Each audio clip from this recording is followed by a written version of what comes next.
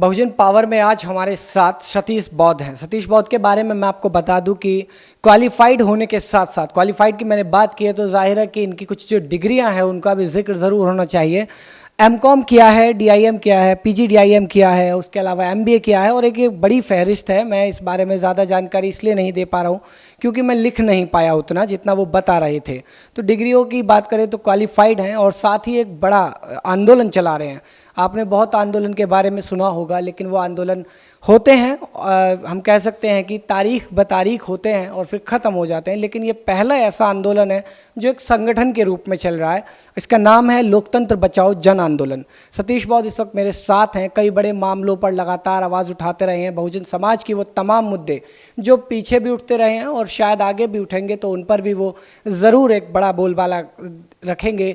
सरकार के खिलाफ, चाहे अभी हालिया सरकार के खिलाफ की बात हो या फिर आगे अगर कोई सरकार और होती है तो उसकी बात हो, तो सतीश बौद्ध साथ है, उनसे बात करेंगे। संगठन को बनाने की वजह क्या रही और सबसे पहले जानेंगे कि आखिर ये जो नाम चुना गया था लोकतंत्र बचाओ जन आंदोलन, ये नाम चुनने की क्या वजह रही। सतीश जी, आपका स्वागत है नेशनल तक के स्टूडियो में। मैं आपके संगठन के नाम से थोड़ा अचरज हूँ कि लोग नाम रखते हैं, अलग अलग तरह के नाम होते हैं। मैं कुछ नाम ऐसे हैं जो नहीं लेना चाहता हूँ क्योंकि हम किसी को प्रमोट नहीं कर रहे ऐसा, लेकिन ये जो नाम है अपने आप में एक अलग एक सवाल है। ये लोकतंत्र बचाओ जन आंदोलन, तो ऐसा ज़्यादातर जैसे नॉट इन माय नेम कहकर किया गया था एक प्रोटेस्ट, तो ऐसा ज़्यादातर तब इस्तेमाल होता है। तो ये नाम क्यों चुना आपने? सबसे पहले तो मैं आपका साधुवाद देना चाहूँगा कि आपने अपने स्टूडियो में बुला करके हमें जो इज़्ज़त बख्शी है उसके लिए बहुत बहुत साधुवाद। जहाँ तक सवाल है लोकतंत्र बचाओ जन आंदोलन नाम रखने का, आपको याद होगा जब 2014 में चुनाव के परिणाम आए और हमने देखा कि हमारी बहुजन समाज पार्टी की बड़ी ही भारी हार हुई, और जब हम लोगों ने अध्ययन किया तो पाया कि समाज का एक बहुत बड़ा तबका तो ऐसा है जिन्होंने वोट किया है। वोट करने के बावजूद भी जहां ऐसी जगह हैं जहां केवल बहुजन समाज पार्टी का गढ़ है या समाजवादी पार्टी का गढ़ है, उसके चलते हुए भी जहां बीजेपी की चिड़िया नहीं उड़ सकती थी वहां बीजेपी का हवाई जहाज उड़ गया। ऐसे हुआ कैसे? ऐसे बहुत सारे क्षेत्र हैं जहां मैंने व्यक्तिगत रूप से विजिट किया और पाया कि वहां ईवीएम में गड़बड़ी के चलते हुए बीजेपी एक बड़ी ही भारी बहुमत के साथ केंद्र में भी आ गई और अब तो उत्तर प्रदेश में भी आ चुकी है। तो लिहाजा हमारे दृष्टिकोण से लोकतंत्र की भारी हत्या की गई है। तो हमें लगता है कि क्यों ना लोकतंत्र को बचाया जाए, क्योंकि लोकतंत्र की हत्या ईवीएम के माध्यम से की गई है। अब तो वोटों की चोरी होने लगी है। बाबा साहब डॉक्टर भीमराव अंबेडकर ने कहा था कि अब तो राजा रानी के पेट से नहीं मेहतरानी के पेट से पैदा हो सकता है, लेकिन जब से ये सरकार आई है इसने तो ईवीएम के पेट से जो है राजा पैदा कर दिया। तो हम पुरजोर विरोध करते हैं चुनाव आयोग का कि उन्होंने इस तरह की पुरानी खराब और पुरानी तकनीकी इस्तेमाल की जाने वाली मशीनें इस्तेमाल की गई, जिसकी वजह से बीजेपी ने पूरे देश को अपने कब्जे में ले लिया। इस करके हम विरोध करते हैं। तो हमने रखा नाम लोकतंत्र बचाओ जन आंदोलन। और दूसरा इस वजह से भी नाम रखा, जब से 2014 में बीजेपी की सरकार केंद्र में आई है तो हमने ये देखा कि मुसलमानों के ऊपर और हमारे वंचित और शोषित पीड़ित दबे कुचले समाज के लोगों के ऊपर जो अत्याचार बढ़ा है, चाहे वो गाय की सुरक्षा के मामले में हो, गोरक्षा करके हो, चाहे वो जातिगत दुर्भावना के चलते हो, चाहे वो धार्मिक दुर्भावना के चलते हो, इन लोगों ने जिस तरह से हमारे ऊपर अत्याचार करने शुरू किए हैं उसकी तरफ से हमारे दृष्टिकोण से हम देख पाते हैं कि सत्ता में बैठे हुए व्यक्ति जो संवैधानिक पद पर आसीन है और उसके पश्चात भी समाज के एक बहुत बड़े हिस्से को दरकिनार करते हैं, उसको निस्ते नाबूद करने की विचारधारा रखते हैं, तो यह देश को तोड़ने की विचारधारा है, देश को जोड़ने की विचारधारा नहीं है। और जो देश को तोड़ने की बात करता है वो देश का हितैषी नहीं हो सकता, वो देशद्रोही होता है। अतः इन देशद्रोहियों से भारत को बचाने के लिए हमें संविधान बचाना पड़ेगा और संविधान बचाने के लिए हमें लोकतंत्र को ही बचाना पड़ेगा। इस वजह से हमने संगठन का नाम लोकतंत्र बचाओ जन आंदोलन रखा। तो आपका एक संगठन है लोकतंत्र बचाओ जन आंदोलन, आप इसके राष्ट्रीय अध्यक्ष हैं। तो संगठन के बाकी भी और भी मेंबर होते हैं, तो कुल कितनी जगहों पर अभी आपका संगठन अपने पंख फैला चुका है और कितने मेंबर्स आपके साथ अब तक जुड़ चुके हैं? हम 3 स्टेट्स में काम कर रहे हैं। हरियाणा प्रदेश में हम लोग काम कर रहे हैं, दिल्ली प्रदेश में और उत्तर प्रदेश में हम लोग काम कर रहे हैं, और अभी तक संगठन से लगभग 27,000 लोग जुड़ चुके हैं। और अगर मैं पदाधिकारियों की संख्या की बात करूं तो हमारे पास करीब करीब 450 पदाधिकारी हैं और कार्यकर्ता लगभग 1,500 हैं। और अदरवाइज अनुयायी की बात करें तो हम लोग लगभग 35,000 लोगों की संख्या में पहुंच चुके हैं 3 स्टेट्स में। उद्देश्य की अगर बात करें, जैसे कोई भी संगठन अगर बनता है तो उसके कुछ अपने उद्देश्य होते हैं, शिक्षा का आगे विस्तार करना या फिर गरीब मजदूरों की मदद करना। तो इस तरीके से आपके संगठन का मुख्य उद्देश्य क्या है? हमारे संगठन का मुख्य उद्देश्य है कि इस बहुजन समाज के लोगों के द्वारा बहुजन समाज की सत्ता को देश और प्रदेश में स्थापित करना है, ताकि हम लोग समता, स्वतंत्रता, बंधुत्वता के दायरे में रह करके भारतीय संविधान का पालन करते हुए एक लोकतांत्रिक संवैधानिक सरकार भारत को दे सके। ये हमारा अंतिम लक्ष्य है। इसके अलावा और कोई ऐसा उद्देश्य जो आपके अभी नज़र में है, आगे की योजना की अगर हम बात करें, जहां तक आपको लगता है कि हमें आगे भी अपने पर फैलाने चाहिए, तो कोई ऐसी कोई खास बड़ी योजना दिमाग में है? योजनाएं सच पूछिए तो बहुत सारी हैं, लेकिन वर्तमान समय में जिस तरह का माहौल इन मनुवादी लोगों ने आके बना दिया है, तो उस वजह से हमें करंट में ज़्यादा हम लोग विचार करें। अन्यथा लॉन्ग टर्म प्लानिंग अगर हम आपसे डिस्कस करें तो हम चाहते हैं कि समान शिक्षा प्रणाली हमारे देश में प्रायोजित की जाए, क्योंकि जो गरीब का बच्चा है वो उसे गरीबी के हिसाब से शिक्षा प्राप्त हो रही है, जो अमीर का बच्चा है उसे अमीरी के हिसाब से शिक्षा प्राप्त हो रही है, उसे बराबरी नहीं मिल रही है। दूसरा, हमारे देश में बड़ा ही असमान आय का वितरण है, हम उसे ख़त्म करना चाहते हैं। जिस तरह से गरीबी रेखा होती है, क्यों ना उसी तरह से एक अमीरी रेखा भी खींची जाए। इस देश में क्या हो रहा है, कोई अमीर है तो कितना भी अमीर हो सकता है, अमीरी रेखा कोई है ही नहीं। ये पता ही नहीं चल रहा कि एक निर्धारित रेखा के ऊपर जाने वाला व्यक्ति अमीर कहलाया जा सकता है, वो हमारे देश में नहीं है। तो हमारी जो लॉन्ग टर्म पॉलिसी है वो ये होना चाहिए कि इस देश में गरीबी रेखा है तो अमीरी रेखा भी होनी चाहिए, शिक्षा की समानता होनी चाहिए, और हमारे देश में जातिवाद उन्मूलन को लेकर के विभिन्न कार्यक्रम सरकार की तरफ से और विभिन्न एनजीओ की तरफ से प्रायोजित किए जाने चाहिए, जिसकी दिशा में हम लोगों ने बुद्धिज्म को लेकर के कार्य बुद्धिस्ट कम्युनिटी ऑफ इंडिजेनियस के नाम से एक और संगठन हमारा एनजीओ है, उसके माध्यम से हम बुद्ध धर्म का प्रचार प्रसार भी करते हैं। बहुजन समाज को सबसे ज़्यादा एम्पावरमेंट की ज़रूरत है। अगर किसी को सशक्तिकरण की ज़रूरत है तो बहुजन समाज को। एक बात ज़रूर मैं यहाँ याद दिलाना चाहूँगा, नेशनल स्तर का ये प्रयास है कि जितने भी ऐसे संगठन हैं जो बहुजन समाज के लिए काम करते हैं, उन तमाम संगठनों से हम मिलें, मुलाकात करें और उन लोगों की जो विचारधारा है, उनके काम करने का जो तरीका है और कब कब कैसे आप उनकी मदद ले सकते हैं, वो तमाम जानकारियाँ आप तक पहुँचाने का ये हमारा एक प्रयास है। जो अब तक कितना सफल रहा ये हम खुद नहीं जानते, लेकिन इतना ज़रूर कह सकते हैं कि ये प्रयास बहुजन समाज के सशक्तिकरण की तरफ एक बड़ा प्रयास है और उम्मीद करते हैं कि आगे भी बढ़ेगा। सतीश बौद्ध इस वक्त हमारे साथ हैं, लोकतंत्र बचाओ जन आंदोलन के जो संगठन है उसके राष्ट्रीय अध्यक्ष हैं। उनसे लगातार हम बात कर रहे हैं और भी कुछ ऐसे मुद्दे हैं जिन पर उनसे बात करेंगे, कुछ ऐसे और सवाल हैं जो उनके संगठन से जुड़े हैं और ज़रूर जानना चाहेंगे उनका जवाब।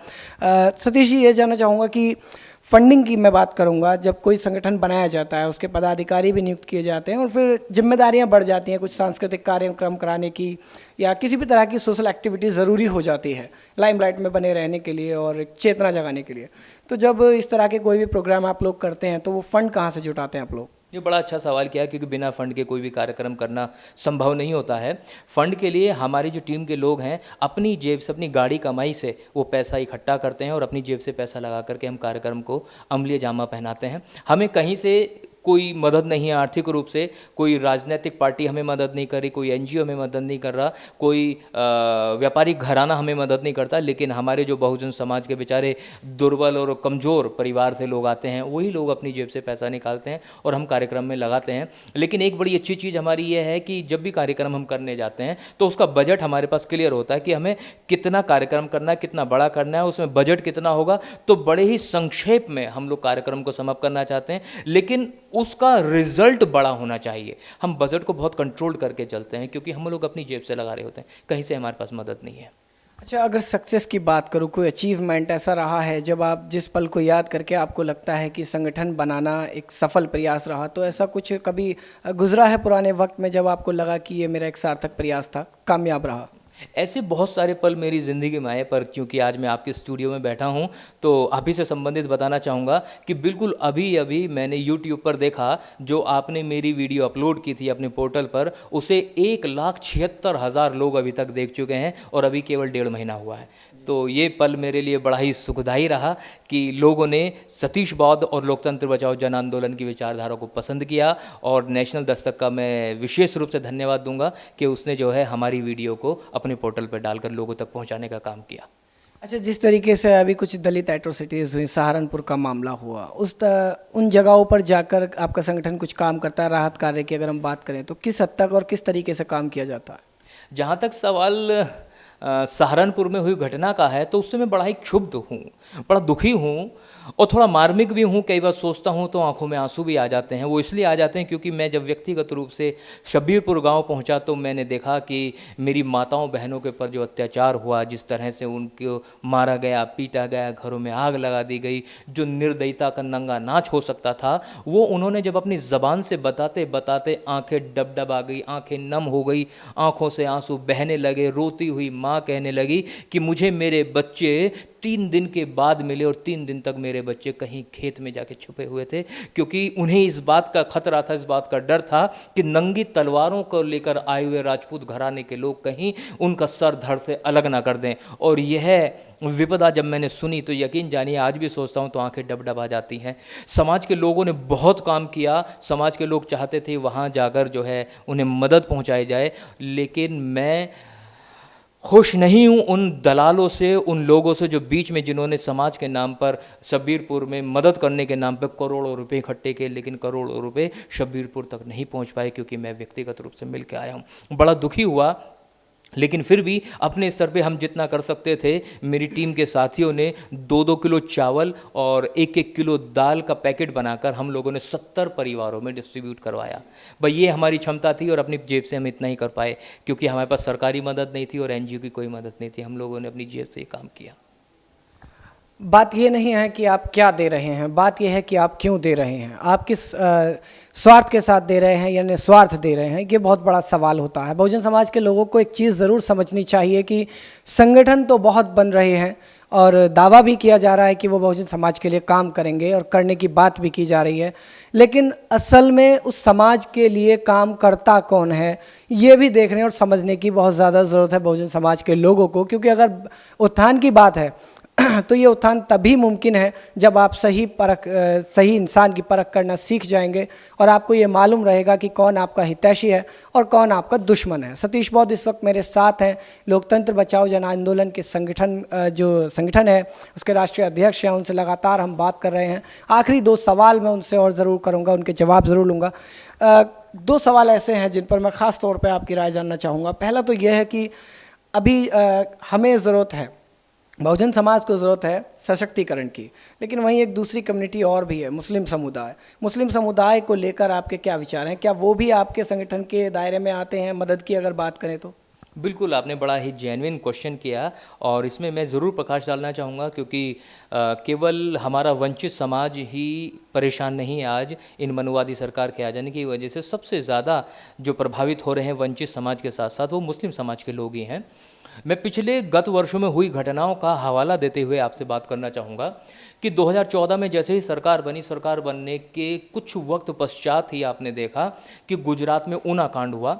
और ऊना कांड इस वजह से हुआ कि वंचित समाज के कुछ लोग मरी हुई गाय की खाल उतार रहे थे और उन्हें गोरक्षा दल के लोगों ने ये कहा कि आपने गो हत्या की है, गाय की हत्या की, इस वजह से उनकी पिटाई की गई, इनको मारा गया, पीटा गया। मारा पीटा ही नहीं गया बल्कि पूरे समाज के सामने उन्हें नंगा करके गाड़ी से बांध के खसेड़ा गया और उनके ऊपर अत्याचार किए गए। तो इस एवज में बीजेपी के एक एमएलए थे और वर्तमान में है भी, उनका नाम है राजा सिंह लोध। उन्होंने कहा कि ये जो दलित हैं ये दलित गलीच हैं। गलीच एक ऐसा गंदा शब्द है, उर्दू का शब्द है जो आपको निचला बताता है, जो छोटा बताता है। उसने हमें गलीच कहा। गलीच कहने के साथ साथ उसने कहा कि दलितों के ऊपर जो अत्याचार नहीं कहूँगा, दलितों की जो पिटाई हुई है वो बिल्कुल सही हुई है और इनकी पिटाई ऐसे ही की जानी चाहिए। ये शब्द उसके थे। मैं यहाँ इस बात का हवाला देना चाहूँगा, एक एमएलए, एक विधायक जो भारतीय संविधान के द्वारा प्रतिपादित उस पद के ऊपर आसीन है जिस पद पर पहुंचने के पश्चात भारत में रहने वाला कोई भी व्यक्ति किसी भी जाति, वर्ण, धर्म, संप्रदाय से संबंध रखता हो वह भारतीय हो जाता है। लेकिन अगर राजा सिंह लोध को वो अभी भी दलित दिखाई देता है तो उसका मतलब जातिगत मानसिकता के चलते हुए वे भारतीयों को भारतीय स्वीकार करने के लिए तैयार नहीं है, वो उन्हें जातियों में बदल करके अभी भी देखता है। तो इसका मतलब भारत के एक बहुत बड़े समुदाय को भारत से तोड़ने का सपना उनका है। तो मैं ये कहना चाहता हूं कि जो लोग भारत को तोड़ने का काम करते हैं वो गद्दार हैं, वो देशद्रोही हैं और ऐसे लोगों के ऊपर मुकदमे किए जाने चाहिए। क्योंकि बात यही नहीं रुकी, बात आगे बढ़ी तो एक व्यक्ति आया जिसका नाम था रविंद्र चौहान, वो महाराष्ट्र से विधायक है। उस व्यक्ति ने पूरे समाज को, शोषित पीड़ित दबे कुचले समाज को सुअर कहा। तो उसने भी पूरे समाज के मान सम्मान, स्वाभिमान और प्रतिष्ठा को दांव पर रखते हुए उन्हें बिल्कुल नीचे गिराने का काम किया। इसका मतलब भारत को तोड़ने का काम किया। जो भारत को तोड़ने का काम करेगा वो गद्दार है, देशद्रोही है, इनके ऊपर मुकदमा होना चाहिए। बात यही नहीं रुकी, बात और आगे बढ़ी। एक व्यक्ति आया जो रिटायर्ड जनरल है, उसका नाम है वी.के. सिंह, गाजियाबाद से सांसद है, संवैधानिक पद पर आसीन है। संवैधानिक पद पर रहते हुए उस व्यक्ति ने पूरे समाज को कुत्ता कहने का काम किया। तो ऐसा व्यक्ति जो पूरे समाज को कुत्ता कहता है, तो समाज के, देश के, भारत के इतने बड़े तबके को वो कुत्ता कह रहा है, तो इस देश को तोड़ने का काम कर रहा है। और जो देश को तोड़ने का काम करता है वो गद्दार है और उस गद्दार को सजा मिलनी चाहिए, इस पर मुकदमा होना चाहिए। बात यहीं खत्म नहीं हुई, बात और आगे बढ़ी। बीजेपी की एक कार्यकर्ता, महिला मोर्चा अलीगढ़ की जिला अध्यक्ष मधु मिश्रा ने कहा कि आज संविधान के सहारे तुम्हारे सर पे बैठ के जो राज कर रहे हैं, याद करो वो कभी तुम्हारे जूते साफ किया करते थे। मतलब वो हमें कह रही है कि हम जूते साफ किया करते थे। इसका मतलब एक बहुत बड़े समाज के, बहुत बड़े तबके के मान सम्मान, स्वाभिमान और प्रतिष्ठा को ठेस पहुंचाने का काम वो औरत कर रही है। उसके ऊपर मुकदमा होना चाहिए क्योंकि वो देशद्रोह का काम कर रही है। फिर आई साध्वी प्राची। साध्वी प्राची ने कहा कि हमने हिंदुस्तान, भारत शब्द नहीं इस्तेमाल किया, उसने कहा हिंदुस्तान, हमने हिंदुस्तान को कांग्रेस से मुक्त तो कर दिया, लेकिन अब जरूरत इस बात की है कि हम हिंदुस्तान को मुस्लिम मुक्त करें। तो आप इस बात से अंदाजा लगा सकते हो कि धर्म के चलते, धार्मिक उन्माद की जो विचारधारा उनकी है, वो देश को तोड़ने का काम करना चाहते हैं। ऐसे लोगों के ऊपर मुकदमा होना चाहिए। बात यहीं खत्म नहीं हुई। योगी आदित्यनाथ जब चुनाव प्रचार कर रहे थे तो उन्होंने उत्तर प्रदेश के गोरखपुर जिले में यह कहा कि अगर मुसलमान हिंदू की एक लड़की को ब्याह कर ले जाएगा तो हिंदू लोग मुसलमान की 100 लड़कियों को लेकर के आएंगे। आपको सोचना चाहिए, एक संवैधानिक पद पर रहते हुए ये लोग इस देश में मुस्लिम्स और वंचित समाज के लोगों के खिलाफ इतनी बड़ी विचारधारा का प्रतिपादन कर रहे हैं। तो ये देश को जोड़ने का काम नहीं है, ये देश को तोड़ने का काम है। और जो लोग देश को तोड़ने का काम करेंगे वो भारतीय संविधान के दायरे के अनुसार अगर मैं बात करूं तो देश के गद्दार हैं, देशद्रोही हैं। जितना बड़ा देशद्रोही अलगाववादी हैं, आतंकवादी हैं, जो कश्मीर में जिन्हें ये अलगाववादी कहते हैं, मैं कहता हूं कि पूरे भारत में अगर अलगाववादी कोई है तो वो ये मनुवादी विकृत मानसिकता के लोग हैं जो आज बीजेपी, आरएसएस, विश्व हिंदू परिषद, बजरंग दल, श्री राम सेना नाम के संगठनों के माध्यम से हिंदुत्व की विचारधारा को थोपने का काम करते हैं और मुसलमानों के ऊपर अत्याचार करते हैं और वंचित समाज के लोगों के ऊपर अत्याचार करते हैं। लोकतंत्र बचाओ जन आंदोलन के माध्यम से हम इनका पुरजोर विरोध करते हैं। जो उत्तेजनाओं का उबाल जो अभी आप देख रहे हैं सतीश बौद्ध जी के अंदर, ये बहुत ज़्यादा काबिले तारीफ है और ये एक सबक भी है उन लोगों के लिए जो ख़ास तौर से बहुजन समाज से आते हैं। आपको भी अपने अंदर इसी उत्तेजना को, इसी शक्ति को अपने अंदर अवतरित करना होगा और इसके लिए ज़रूरी है ज्ञान। और ज्ञान मिलेगा सिर्फ किताबों से। मैं कहूँगा कि संगठन आपके लिए बहुत हैं जो लगातार आपके लिए काम करते रहेंगे, लेकिन बेहतर है कि आप खुद में एक संगठन बने। और वो संगठन बनने के लिए ज़रूरी है कि आप अगर अम्बेडकरी विचारधारा से जुड़े हुए हैं तो आप अम्बेडकर की बातों का मान भी रखना सीख लीजिए। ज़रूरी है कि शिक्षा की तरफ ध्यान दीजिए ताकि ये उत्तेजनाओं का उबाल आपके अंदर भी आ सके। और जिन मुद्दों पर अभी हम बात कर रहे हैं सतीश बौद्ध से, आसान नहीं है तमाम चीज़ों को याद रख पाना, लेकिन एक जो विद्वान की अगर हम बात करें तो वो बहुत आसानी से याद रख सकते हैं। लोकतंत्र बचाओ जन आंदोलन के संगठन के राष्ट्रीय अध्यक्ष सतीश बौद्ध इस वक्त मेरे साथ। एक आखिरी सवाल है मेरा जो मैं उसका जवाब जानना चाहूँगा। स्वार्थ की मैं बात करूँगा इस वक्त। समझिएगा आप, मैं स्वार्थ के बारे में पूछ रहा हूँ कि अभी आप एक संगठन चला रहे हैं, धीरे धीरे लोग आपको जान रहे हैं, आपकी तारीफ़ें हो रही हैं, आगे भी आपकी प्रशंसा लगातार बढ़ेगी। जिस समाज के लिए आप काम कर रहे हैं, कल उसी समाज के लोग आपकी प्रशंसा करेंगे और कहीं ना कहीं आपसे कहेंगे कि आप खुद एक बड़े नेता बन सकते हैं। तो क्या ये उम्मीद की जा सकती है कि संगठन आगे जाके किसी राजनीतिक पार्टी में विलय हो जाएगा या फिर आप खुद एक राजनेता बनने पर उतर आएंगे? अभी इस तरह का कोई विचार मन में नहीं है कि हम राजनीतिक दृष्टिकोण लेकर चलें।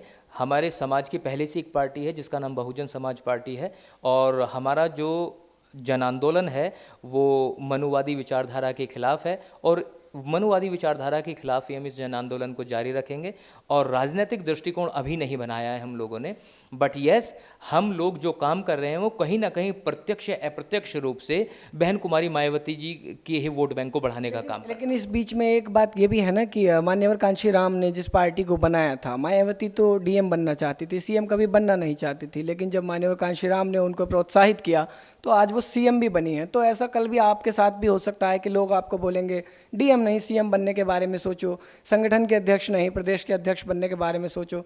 तो कहीं ना कहीं ऐसा लगता है कि हो सकता है राजनीति की तरफ आपका रुझान हो जाए।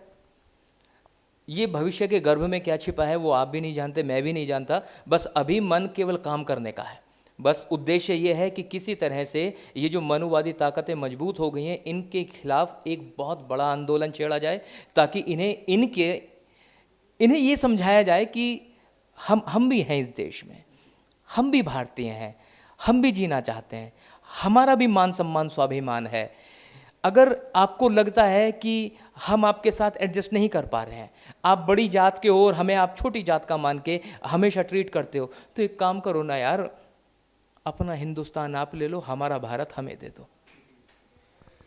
अपना हिंदुस्तान आप ले लीजिए और हमारा भारत हमें दे दीजिए। इसी बात के साथ सतीश बौद्ध जी की बात ख़त्म हो गई है। मैं सिर्फ यही कहूँगा कि नेशनल दस्तक खुद शुक्रगुजार है सतीश बौद्ध जी का, जो इस वक्त हमारे साथ यहाँ तक आए हैं, स्टूडियो में आए, नेशनल दस्तक के हमसे बात की, अपने संगठन के बारे में बताया, उद्देश्य के बारे में बताया, फंडिंग कहाँ से होती है वो बताया, और साथ ही कुछ अलग भी ऐसे मुद्दों पर बात की जो बहुजन समाज के लिए शायद प्रेरणादायक बन सकते हैं आगे जाके। राजनीति की बात की गई तो उन्होंने बाइकआउट कर दिया है। उनका कहना है कि वो राजनीति की तरफ नहीं जाएंगे। अगर राजनीति की तरफ ध्यान देने की बात है तो वो खुद एक पार्टी को सपोर्ट कर रहे हैं जो कि बहुजन समाज पार्टी है। तो अभी फ़िलहाल बस यही कहेंगे कि संगठन लोकतंत्र बचाओ जन आंदोलन जो संगठन है वो आगे और अच्छा काम करें। आपको अगर किसी भी तरह से ज़रूरत पड़ती है इस संगठन की, सतीश बौद्ध जी की, तो उनके नंबर्स आपको हमारे स्क्रीन पर होंगे। प्रोग्राम के लास्ट में आप वो नंबर देख सकते हैं। आपको जब भी ज़रूरत पड़ती है आप सतीश बौद्ध जी से कांटेक्ट कर सकते हैं। वीडियो जर्नलिस्ट रैन प्रताप के साथ मैं love Kumar, national Dastak studio.